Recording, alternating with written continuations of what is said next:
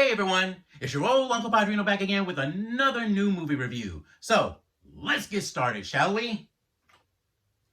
Imagination!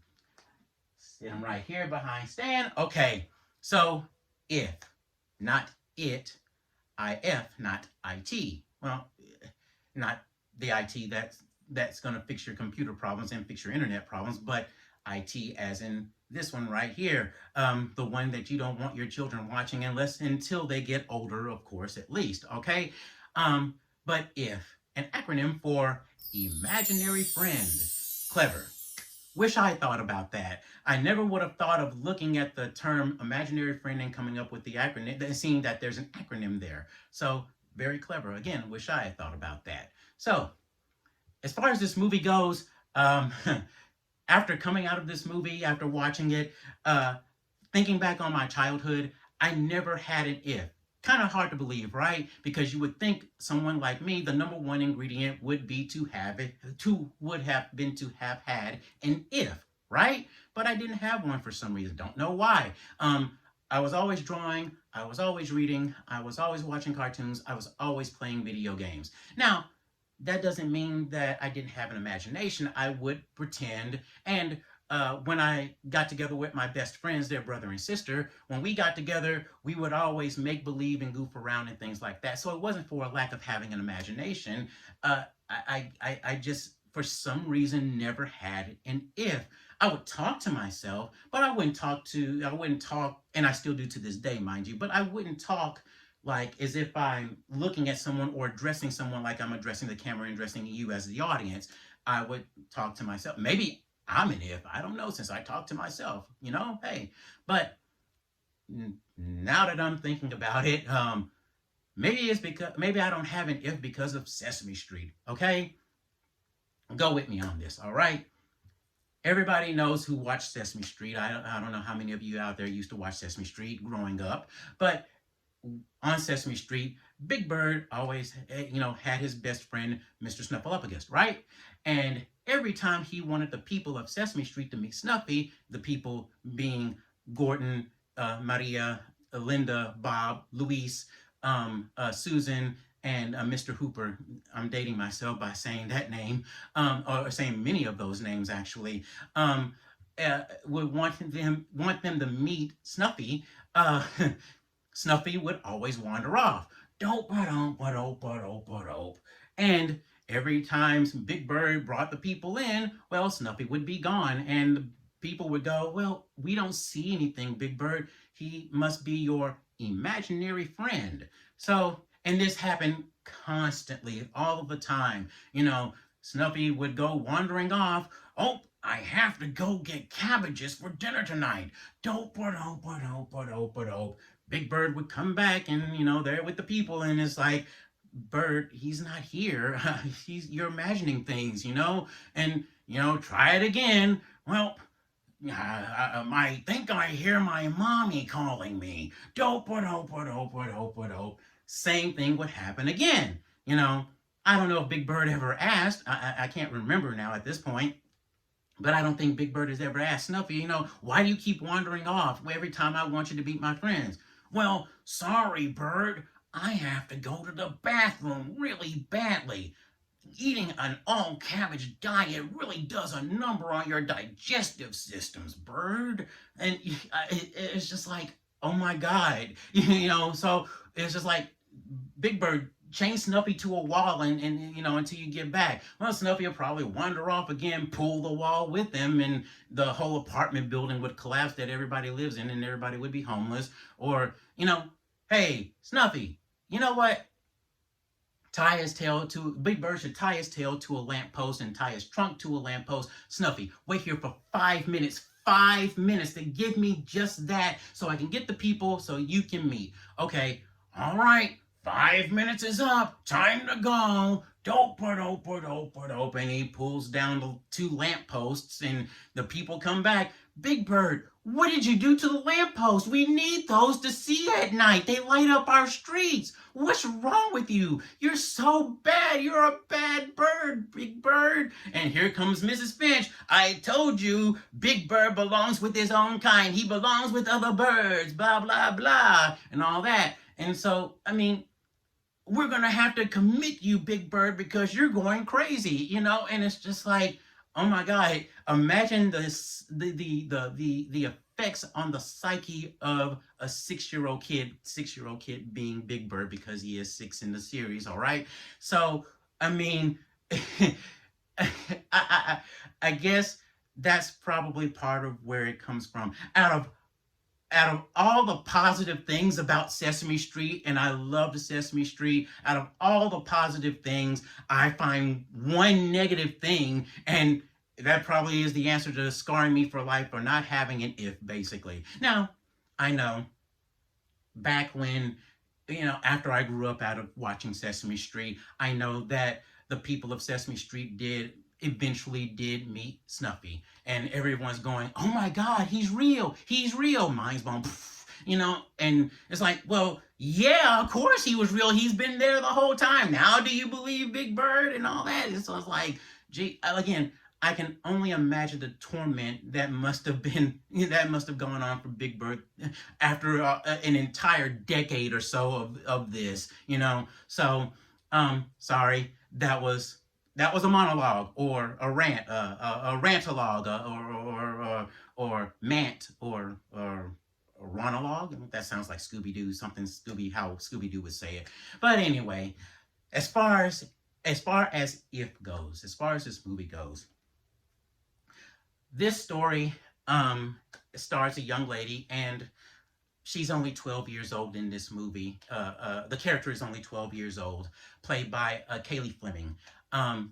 The character is 12 years old, and I say young lady because back when I was 12 years old, a lot of girls would tell me, I'm not a girl, I'm a blah, blah, blah. Well, they weren't women either, so I always, referred to them as young ladies instead, since they weren't women and they didn't want to be recognized as a child either. So, and that kind of stuck with me, so I'm still sticking with this when I refer to the character in this movie. All right. But the young lady, they're in New York, and her father is in the hospital, a hospital about to undergo a major surgery. All right. So she's staying with her grandmother in an old apartment building in New York, old school apartment building in New York. All right. And one night she happens to catch a glimpse of a strange creature interacting with the man, and they're conversing and interacting with each other. And she realizes that imaginary friends are real and live amongst us in the real world. Okay. And then comedy and fun ensues. That's pretty much the story right there. All right. So, as far as this story goes, this story, this story will make you feel bad. All right. And emotionally, it will make you feel bad. Think of it like on the terms of the Toy Story series. All right. Toy Stories 1 through 3, not 4. We do not acknowledge 4 here. All right. And you may disagree with me, but 4 doesn't exist. Toy Story 4 does not exist. It had no reason to exist. It's unnecessary, and the story kind of sucks. All right, but anyway, just how Toy Stories 1 through 3 made you feel bad about abandoning your toys and things like that, and not playing with your toys and things like that, this movie makes you feel bad for abandoning your ifs. All right, and understandably so. Why? Because I mean, you have this friend that's practically been there for you from the very beginning, and then you ditch them. It's like, and you can't help it because, well, puberty sets in, and other things begin to take precedence over imaginary friends and other things. One of those things being the drive to do certain actions with others, that you probably shouldn't at that age anyway. So I get it. It kind of sucks. You ditched your friend, your close friend, your best friend, for something else. You just grew up out of it, and so it kind of sucks in a way. All right. The other thing is that this is a story about the relationship between a father and a daughter. and I'm going to beat this drum until the day I die or until things begin to change at least a little bit as far as TV shows and as far as movies go. We need more entertainment where fathers are involved, all right? And it doesn't necessarily have to be father and daughter. It can be fathers, just father and children and their children in general, all right? And so um, I applaud this movie for that, okay? And the other thing is that this movie may make you cry. I admit I teared up in this movie. All right, that's how strong and emotional it was. It kind of hit you right here. So, and it may do the same thing for you. Okay, so the other thing, Kaylee Fleming, as I mentioned, is the one of the main actors, and she's a great actor in this. She's going to be one to look out for in the future if this keeps up for her. Okay. Um, uh, Ryan Reynolds, I know I never realized it anyway, but some people think Ryan Reynolds is too much and too over the top. Well, in this, he's being held back at least a little bit. So I never had any problem with Ryan Reynolds. I mean, I never watched all of his movies. I haven't watched all of his movies either, but I never thought he was too much. But for some people, he is. So he's kind of held back a little bit. He's not too much in this movie. Okay. Um, I guess that would be all of the positives. All right. So let's jump on to the negatives.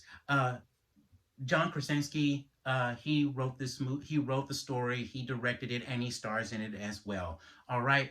Um, I see what he was trying to do, and I don't know if it was because of studio interference or because editing for time or whatever. I don't know, but the story doesn't. There are parts in the story that don't make sense on a technical level. Okay, so for example, in this movie, the way ifs interact with people and their environment, it goes one way in an earlier part of the movie, but then in the latter part of the movie, in the same situation, it kind of contradicts how they interacted in the earlier part of the movie. Does that make sense? I hope that makes sense. I'm saying it this way not to give anything away. All right. But that's one of the issues. I mean, I think John Krasinski was. I mean, you know him from The Office, of course, was shooting for the stars with this, and I know his intentions with this movie and the inspiration behind it, but I think he kind of missed it just because of some of the technical issues as far as the story goes. All right. The other thing is the jokes are hit and miss, more of them being misses than hits. Okay. The other thing is. As far as the ifs go, there are well, we have two main ifs that we're watching throughout the entire movie. The big purple one right here, played by Steve Carell, and another one played by Phoebe Waller-Bridge. They do a good job, mind you. Okay, but there are some minor ifs as well, and they're all voiced by celebrities. And to me, I think that's just I just don't see why you should do that. Okay. Um, I don't know about the rest. I don't know about the rest of you, but me personally, when I watch a movie with a celebrity or even a TV show with a celebrity in it, I want to not only hear them but see them as well. So see them doing, hearing them doing voiceover. It doesn't make sense for me. I know many of the studios thinks that having a celebrity name attached to an animated movie or an uh, animated live action hybrid movie will put more butts in seats, but it's been proven that it doesn't. Okay, so many of these minor ifs only have about, I'd say about maybe 2 to 3 lines of dialogue, and that's it. Whereas Phoebe Waller-Bridge and Steve Carell have the majority of the lines. So for me, I think it's stupid to have celebrities do voiceovers for these minor characters that, in all honesty, no one's going to really care about too much. All right. The other negative is this character right here, the burning marshmallow right there. Now, you saw him in the trailers. He was voiced by a professional voice actor, Rob Paulsen. All right. If you don't know Rob Paulsen, which you should, look him up.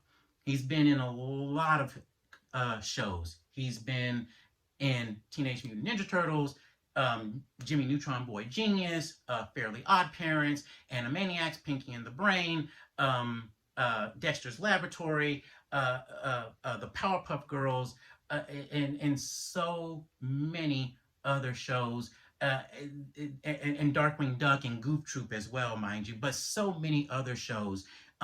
He voiced that character, okay? And looking through the credits, I didn't see his name.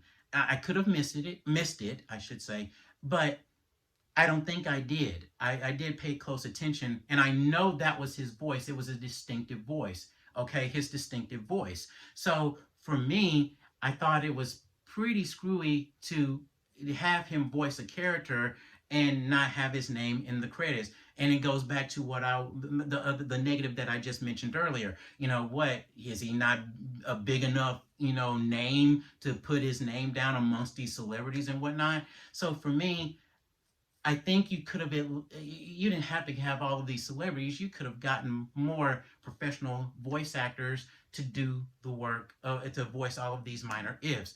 Jim Cummings, Maurice LaMarche, Tress MacNeille, Jess Harnell, Billy West, Tara Strong, Kath Soucie, Candy Milo, Bill Farmer, James Arnold Taylor, I mean, Phil Lamar, Kevin Michael Richardson, Cree Summer, all of these people that are there who would be willing to do the work and who could do an awesome job. So for me, I think it was a disservice in my honest opinion. But all of those things, even though they're somewhat minor, I can probably overlook and put most of that aside if it wasn't for this major negative right here. Let's address the snuffy size if in the room, shall we? This right here, Foster's Home for Imaginary Friends. All right, created by Craig McCracken. Side note. All right, people often credit Genndy Tartakovsky with creating the Powerpuff Girls. All right, Craig McCracken created the Powerpuff Girls, created Foster's Home for Imaginary Friends, created Wander Over Yonder and Kid Cosmic. All right, Genndy Tartakovsky created Dexter's Laboratory, Samurai Jack, the Star Wars Clone Wars micro series. He was the lead animator and character designer on all of the Hotel Transylvania movies, and he did Primal, and he did Unicorn Warriors Eternal. So when Genndy created Dexter's Laboratory and got the green light for Dexter's Laboratory, Craig McCracken jumped in and helped him, writing stories and doing storyboards for that show. And when the Powerpuff Girls got the green light for Craig McCracken, well, Genndy jumped on board to help him with his show as well. And it even says it in the title screen after the intro, created by Craig McCracken. But a lot of people mistaken that Genndy Tartakovsky created the Powerpuff Girls. Just wanted to throw that in. But anyway, Foster's Home for Imaginary Friends. This movie takes a lot from this series right here. Great series, by the way. All right. So, there are times when I was watching this movie, I'm going, that's from Foster's, that's from Foster's, that's from Foster's, and that's from Foster's. It's like, dude, do you realize how much you're taking from this show? I mean, does Warner Brothers and Cartoon Network know that did you come up with an agreement or something like that? Because they could probably sue or seek legal action, I should say. All right. One of the examples is Steve Carell's character, the purple one right here. His name is Blue, Blue. Of course, he's purple. But see this character right here, Mac, and that's his imaginary friend Blue right there, spelled Bloo. All right, and rightfully so, because he is actually blue. Now the thing is, it's like, why call him Blue? You should have at least, at the very least, hey, let's name him Red instead. At least, do something, at least a little thing to kind of, be a little different, right? So, the old apartment building, it doesn't have an elevator. It has several flights of stairs to each apartment, just like Foster's home. There's an old lady that I think is the landlord in this building as well. She has keys to all the apartments, and she could probably be a placement of Madam Foster in the show as well. So there are some things in here, like I said, that I kind of go, wow. you're coming dangerously close to stealing some already established material here. But overall, this is honestly a good movie. I thought it was a good movie, even though I don't have my wife and I don't have any children, and even though I'm an adult, I still enjoyed the movie for what it was, and even though I didn't have an if, I still enjoyed the movie for what it was. Again, the idea of it being a father-daughter story, and the idea and the fact that, like I said, I teared up. I think this is going to be a good movie for you. I think this movie should have come out on Father's Day weekend, or at least within the month of June. But I understand that because many movies are usually coming out in June. It's the start of the summer season. Well, May is the start of the summer season, but when your big movies usually come out in June. And so I'm sure they probably didn't want to compete with that. They didn't know how well it was going to do. And I don't know how well it did in the box office either. So, um, but I think it's a movie that even if you don't have children, but but but if you had an imaginary friend, or if you didn't have an imaginary friend, or if you don't have children, I think you'll get something from this movie, especially on the emotional level. All right. So for me, it's not the best, but it's not the worst either. Could have been done. Could have been a little bit better, possibly so. Yes, but I'm gonna give it a full price admissions. All right. So I guess that's it. So, Stanley, take us out, will ya? Sure.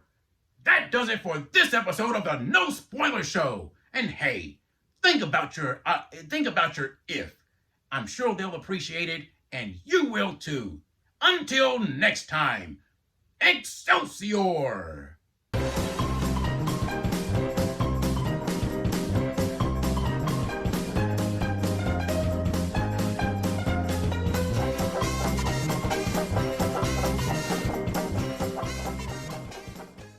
All right, I'm back.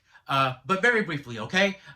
This is a little tidbit that I wanted to tack on at the end of this review, just because I got some more information about it, okay? So think of this like a PS, not a gaming console, PS 1, 2, 3, 4, 5, but a PS, like an addition to what's already ended, okay? So as far as the movie If goes, if you remember correctly, this character right here, the burning marshmallow character right there, I mentioned that it was voiced by voice actor Rob Paulsen. All right. At least that's how it sounded to me.